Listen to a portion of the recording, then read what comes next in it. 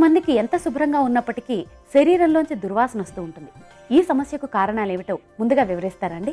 ఈ శరీర దుర్వాసన అన్నది ఏంటంటే సామాన్యంగా శరీరానికి పట్టే చెమట వల్ల వస్తూ ఉంటుంది.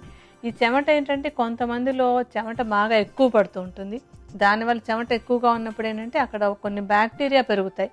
ఈ బ్యాక్టీరియా పెరిగి అక్కడ కొన్ని రసాయనిక మార్పులు చేస్తూ ఉండటం వల్ల దాని నుంచి వచ్చేటువంటి వాసన ఈ దుర్వాసన లాగా వస్తూ ఉంటుంది. శరీరం నుంచి ఒక దుర్వాసన వస్తుందంటే ఏంటంటే అటువంటి వాళ్ళు కొన్ని ఆహారం విషయంలో కొంత విహారం విషయంలోనూ కొన్ని జాగ్రత్తలు తీసుకున్నట్టయితే కనుక దీన్ని కొంతవరకు అదుపులో ఉంచుకోవడానికి అవకాశం ఉంటుంది. చెమట ఎక్కువ పట్టేటువంటి వాళ్ళు ఆహారంలో చేసుకోవాల్సినటువంటి మార్పులు ఏంటంటే కారాలు, మసాలాలు ఈ రెండు కూడా కొంచెం తగ్గించుకోవాలి. ఎక్కువ కారం, ఎక్కువ మసాలాలు తినే వాళ్ళలో చెమట ఎక్కువగా వచ్చేందుకు అవకాశం ఉంటుంది.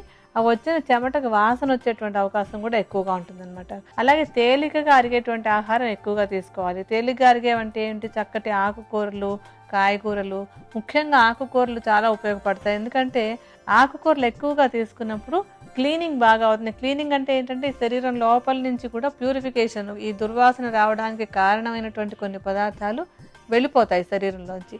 అందువల్ల ఎక్కువగా ఆకుకూరలు తీసుకుంటే కూడా ఈ శరీరపు దుర్వాసనను తగ్గించుకోవడానికి సహాయపడుతుంది.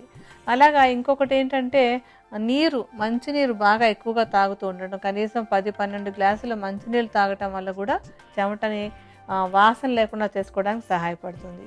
పళ్ళ రసాలు కూడా ఈ విషయంలో చాలా బాగా ఉపయోగపడతాయి. ప్రతిరోజు పళ్ళ రసాలు అంటే ఏంటంటే మీరు రెడీమేడ్గా దొరికేవి క్యాన్డ్ జ్యూసెస్ అవి తాగటం వల్ల ప్రయోజనం ఏమీ లేదు.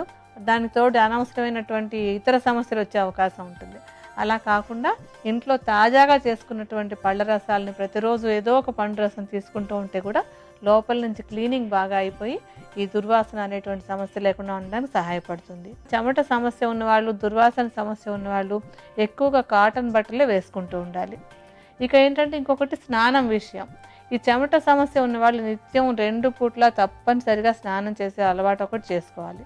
శరీర దుర్వాసన నివారణకు ఉపకరించే ఆయుర్వేద ఔషధం ఏ విధంగా తయారు చేసుకోవాలో వివరిస్తారండి? ఇప్పుడు ఈ సమస్య నివారణకి నేను మీకు 2 రకాలుగా వాడుకునేందుకు 2 ఔషధాలను చూపిస్తాను. అందులో మొట్టమొదటి ఔషధానికి మనం తీసుకున్నటువంటి మొదటి మూలిక ఏంటంటే చెంగల్వ కోష్టు. ఈ చెంగల్వ కోష్టుకి చెమటని అదుపులో ఉంచేటువంటి గుణము ఉంది, అలాగే దుర్వాసనను తగ్గించేటువంటి గుణం కూడా ఉందన్నమాట. ఈ చెంగల్వ కోష్టుని చక్కగా మెత్తటి చూర్ణంలాగా చేసి వాడుకోవాలి. ఇదేంటంటే సుమారుగా ఒక 50 గ్రాముల పరిమాణంలో తీసుకోవాలి. ఇప్పుడు మీకు కొంచెం ఔషధం తయారు చేసుకోవడానికి ఎంత చూర్ణం కావాలో అంత తీసి పక్కన ఉంచుతాను. ఈ ఔషధం తయారీలో మనం తీసుకునేటువంటి తర్వాత మూలిక ఏంటంటే వేప ఆకులు. వేప ఆకులు చర్మానికి మంచి టానిక్ అని చెప్పి అందరూ తెలుసుకున్నటువంటి విషయం ఏది. ఈ వేప ఆకుల్ని ఎండబెట్టి చక్కగా చూర్ణం చేసుకుని ఈ ఔషధంలో వాడుకోవాలి. వేపాకులు ఏంటంటే చేదుగా ఉంటాయి. ఈ చేదు రుచి ఎప్పుడు కూడా చర్మానికి మంచిది, తర్వాత చెమటను తగ్గించడానికి మంచిది, దుర్వాసనను తగ్గించడానికి కూడా చాలా మంచి ఔషధంగా పనిచేస్తుంది. అందువల్లనే మనం వేపాకుల్ని ఈ ఔషధంలో వాడుకుంటూ ఉన్నాం. వేపాకుల్ని ఎండబెట్టి చేసినటువంటి చూర్ణం 50 గ్రాముల పరిమాణంలో తీసుకోవాలి. ఇప్పుడు మీకు చూపించడం కోసమని కొంచెం చూర్ణాన్ని తీసి విడిగా పెట్టి ఉంచుతాను. తర్వాత తీసుకోవాల్సినది ఏంటంటే చందనం. ఈ చందనం కూడా మనకి చర్మానికి మంచి టానిక్ అని తెలుసు, చక్కటి వాసన, దానికే ఒక మంచి వాసన ఉంది కదా. ఈ మంచి వాసన ఏంటంటే బ్యాక్టీరియా పెరగకుండా హెల్ప్ చేస్తుంది అనమాట. ఈ చర్మం మీద చెమట వల్ల వచ్చేటువంటి బ్యాక్టీరియా పెరగకుండా ఈ చందనం బాగా ఉపయోగపడుతుంది. అలాగే అసలు చెమట ఎక్కువ పట్టకుండా ఉండడానికి కూడా ఈ చందనం బాగా ఉపయోగపడుతుంది. చందనం చూర్ణాన్ని కూడా ఒక 50 గ్రాముల పరిమాణంలో తీసుకోవాలి. ఇప్పుడు మీకు చూపించడం కోసమని కాస్తంత చూర్ణాన్ని తీసి విడిగా ఉంచుతాను. తర్వాత కరక్కాయ చూర్ణం తీసుకుందాం. ఈ కరక్కాయలకి ఏంటంటే ఎక్కడన్నా కొంచెం స్రావం అది ఎక్కువగా ఉందంటే దాన్ని తగ్గించేటువంటి గుణం ఉంది. అంటే ఏంటంటే ఈ స్తంభక గుణం అంటాం. ఇప్పుడు చెమట ఎక్కువగా పడుతుంటే ఆ చెమట ఎక్కువ రాకుండా ఎండించేటువంటి గుణం ఈ కరక్కాయల్లో ఉంటుంది. అలాగే ఆమం లాంటిది ఎక్కడైనా ఉందంటే వాటిని తగ్గించేటువంటి గుణం కూడా ఈ కరక్కాయల్లో ఉందన్నమాట. కరక్కాయలని కూడా చక్కగా మెత్తటి చూర్ణంలా చేసి ఉంచుకోండి. ఈ చూర్ణం కూడా 50 గ్రాముల పరిమాణంలోనే తీసుకోవాలి. ఇప్పుడు మీకు చూపించడం కోసమని కాస్తంత చూర్ణాన్ని తీసి ఇందాక చూర్ణాలతోటి కలుపుతాను. ఇప్పుడు మనం మొదటి ఔషధానికి కావాల్సినటువంటి చూర్ణాలన్నీ రెడీ అయ్యాయి. వీటిని బాగా కలుపుతాను. ఇలా ఈ చూర్ణాలన్నింటిని బాగా కలుపుకుని ఒక గాజు సీసాలో పోసి భద్రపరచుకోండి. దీన్ని వాడుకోవడం ఎలాగంటే దీన్ని మనం సబ్బుకి బదులుగా వాడుకోవాలన్నమాట. సబ్బుకి బదులుగా ఎలా వాడుకోవాలంటే ఈ చూర్ణాన్ని ఏ రోజుకి ఆ రోజు స్నానానికి ముందు శరీరానికి కావాల్సినంత పరిమాణంలో తీసుకొని దానికి సమానంగా ఉలవ పిండి కలుపుకోవాలి. అంటే ఎప్పటికప్పుడే కలుపుకోండి, ముందే ఉలవ పిండితో కలిపేసి డబ్బాలో పోసి పెట్టుకోవద్దు, తొందరగా పాడైపోతుంది అలా చేసినట్టయితే కనుక. అలా కాకుండా ఎప్పటికప్పుడు స్నానానికి ముందు తగినంత ఈ చూర్ణం తీసుకుని దాంతో సమానంగా ఉలవ పిండిని కలపాలి. ఉలవ పిండి మీకు ఒకవేళ దొరకకపోయినట్టయితే కనుక పెసరపిండి వాడుకోండి. అయితే ఉలవ పిండి వల్ల ఎక్కువ ప్రయోజనం కలుగుతుంది. ఉలవ పిండిని కలిపి ఈ మిశ్రమాన్ని కూడా బాగా కలిపేసి ఈ చూర్ణాన్ని సబ్బుకు బదులుగా మామూలుగా మనం సున్నిపిండి పెట్టి ఒళ్ళు రుద్దుకుంటూ ఉంటాం కదా, ఆ విధంగా కనుక రుద్దుకుంటున్నట్టయితే చెమట అదుపులోకి వస్తుంది. అలాగే ఆ చెమట నుంచి వచ్చేటువంటి దుర్వాసన కూడా బాగా తగ్గుతుంది. అలాగే ఇంకొక ఔషధం కూడా చూపిస్తాను. దానికి ఏం కావాలంటే మొట్టమొదట మనం తీసుకోవాల్సినటువంటిది కరక్కాయ చూర్ణం.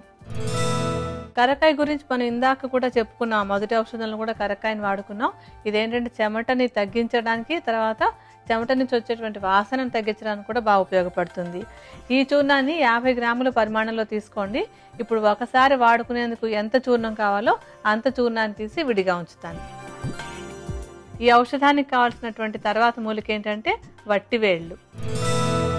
వట్టివేళ్ళు చెమటని తగ్గిస్తాయి, చక్కగా సువాసన ఉంది కనుక నేను చెప్పక్కర్లేదు, ఎలాగో దాని నుంచి దుర్వాసన తగ్గించేటువంటి గుణం ఉంటుంది అన్నమాట, అందరికీ అర్థమైపోతుంది అది.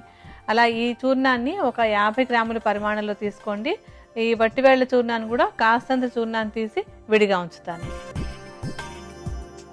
తర్వాత మూలిక లోధ్ర. ఈ లోధ్రని లొద్దుగ చెక్క అంటూ ఉంటారు తెలుగులో మాట్లాడేటప్పుడు. ఈ లొద్దుగ చెక్క చూర్ణానికి కూడా ఈ స్రావాలను అరికట్టేటువంటి గుణం, అంటే ఈ చెమటని తగ్గించేటువంటి గుణం ఉంది. అలాగే ఈ చెమట నుంచి వచ్చే దుర్వాసనను తగ్గించే గుణం కూడా దీంట్లో బాగా ఉంది. ఈ లోధ్ర చూర్ణం కూడా మెత్తటి చూర్ణాన్ని చేసి ఉంచుకోండి. ఇది కూడా ఒక 50 గ్రాముల పరిమాణంలోనే తీసుకోవాలి. ఇప్పుడు నేను ఒకసారి వాడుకోవడానికి ఎంత చూర్ణం కావాలో అంత మాత్రం తీసి విడిగా ఉంచుతాను. తర్వాత ఇప్పుడు నాగకేసరాలు తీసుకుంటాను. నాగకేసరాలకు కూడా అతిగా వచ్చేటువంటి స్రావాలను తగ్గించేటువంటి గుణం ఉంది. అందువల్ల చెమటని అరికడుతుంది, దాని నుంచి వచ్చేటువంటి దుర్వాసన కూడా తగ్గిస్తుంది. అంటే బ్యాక్టీరియా అవి చేరకుండా కూడా ఈ నాగకేసరాలు బాగా ఉపయోగపడతాయి. నాగకేసరాలు చూడటం కూడా సుమారుగా ఒక 50 గ్రాముల పరిమాణంలోనే తీసుకోండి. ఇప్పుడు కాస్తంత ఔషధం కోసం కొంచెం చూర్ణం తీసి ఇందాక చూర్ణాలో కలుపుతాను. ఈ రెండు ఔషధానికి కావాల్సినటువంటి 4 మూలికలు మనకి రెడీ అయ్యాయి. వీటిని ఇప్పుడు బాగా కలుపుతాను. ఈ 4 రకాల చూర్ణాలని కూడా బాగా కలిపి ఒక సీసాలో పోసి భద్రపరచుకోండి. దీన్ని వాడుకోవడం ఎలాగంటే, మనం మొట్టమొదటి చెప్పుకున్న ఔషధాన్ని స్నానం చేసేటప్పుడు ఒళ్ళు రుద్దుకోవడానికి వాడుకోవాలని చెప్పాను కదా, ఈ ఔషధాన్ని స్నానం చేసిన తర్వాత వాడుకోవాలన్నమాట. ఈ ఔషధంలో కొంచెం, అంటే ఎంత చూర్ణం కావాలో శరీరానికి సరిపోయినంత చూర్ణం తీసుకుని దానిలోకి తగినంత నీరు కలపాలి.